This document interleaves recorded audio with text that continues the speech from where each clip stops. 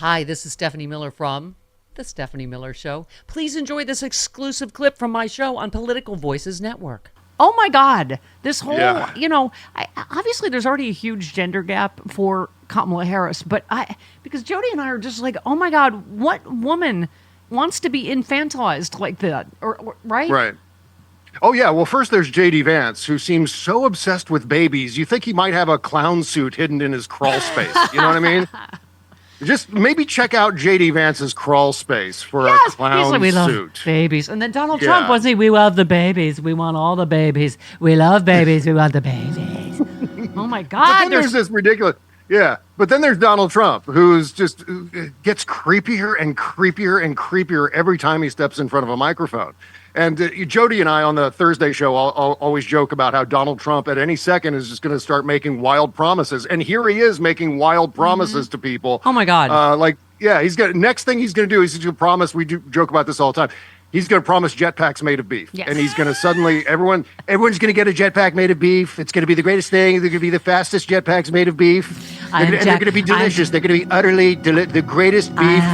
I am Jack Reacher meets Equalizer with a jetpack made of beef. And your human Prozac, ladies. You're never going to be anxious or sad ever again. Just go to the Sharper Image store and pick up your jetpack made of beef. Yeah. Exactly. Brookstone. The perviest, rapiest timeshare salesman ever. It's so creepy, so pervy and creepy. I just wanted you to see how the locks work here in the timeshare.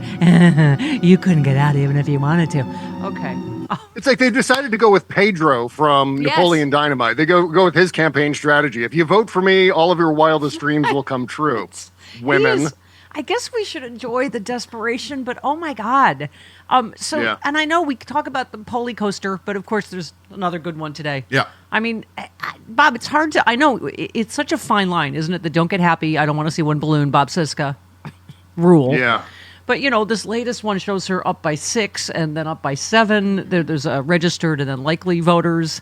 And that's, but Incredible. then I'm like, there's part of me going, oh my God, Hillary was up by 7 right before the election. I mean, so, and then it's like, the New York Times, I don't know why, I don't trust anything. So I feel like that poll might be an outlier. And that's why, like, Simon Rosenberg says, just throw that in the pile, it's because, I think we overreact to everything. That one showed him ahead in the swing states, right? Oh, yeah. Well, the New York Times poll is absolutely laughable, especially the most recent one that showed Donald Trump gaining 10 points in Arizona from before the debate until after the debate. Right. There is no way Donald Trump, with that debate right smack in the middle between the two polling periods, there's no way Donald Trump gained 10 points as a consequence of that debate in Arizona. So that's a big red flag for the New York Times poll. But the other thing that sometimes concerns me, and by sometimes I mean all the time, is we get all these amazing polls, and then the New York Times poll drops, or Rasmussen drops, and then suddenly all the aggregators like 538 and RCP and all the DDHQ, suddenly they drag their polling averages way down because of these two pollsters. So you get, a dozen really strong ones, and then you get a couple of duds that are clearly outliers, like the most recent New York Times Siena poll, and it pulls down the whole thing. And it's just, it's curious. I mean, I think there is going to be, after this election, a reckoning when it comes to pollsters and their efficacy. I think there's a lot of pollsters right now who are desperately concerned about their jobs and their relevance in these times, because I think this election is going to prove so many of them to be wrong. I mean, maybe deliberately so. I'm looking in the direction of Nate Silver and Polymarket. Yeah. But that's a whole separate thing. It's really discouraging. Well, and some, as I think has been pointed out, Bob, some of them are, the red wave pollsters that predicted the red wave. And, some of them, I think, have an agenda in that, Trump wants to be able to go, see how it was rigged. I was obviously winning. They're trying to skew the averages, but anyway. By the way, Aaron Rupart retweeted, reporter, I've spoken with some economists about your tariff proposals, and they say they don't see how it won't make items cost more. Trump, I don't need Congress, but they'll approve it. I have the right to impose them myself if they don't. And you just said Sweaty Donald confused economists and members of Congress. Once again, proving he doesn't know anything about any subject. He doesn't. It's the signature centerpiece of his entire, would-be second-term economic plan. And he doesn't know what it is. He has no idea what tariffs are. And if he does, he's lying to his people. So it's probably just a combination of the two things. Like he doesn't know, he's not quite sure. It's like we were talking before about the tiny Tic Tacs and how he didn't understand that the little Tic Tacs emphasized shrinkflation. He couldn't make that point. Right, they make them smaller on purpose. They're the mini version. Right. That's right. But he doesn't understand. He doesn't understand that tariffs are paid by U.S.-based importers, by companies like Costco and Walmart and Target. When they import products from overseas, if there's a tariff on those products, they have to pay that tax. And then what they do is, because they don't want to pay the tax, they pass along that cost to consumers. So if Donald Trump raises prices on foreign goods coming into the United States, it's going to cost consumers way more. If you're going into this election and you think that Donald Trump is going to magically reduce prices back to 2018 and 2019, you're lying to yourself and you're believing Donald Trump's BS. Yeah. Prices are not going to deflate to that level, to that period of time. That would signal a massive economic calamity.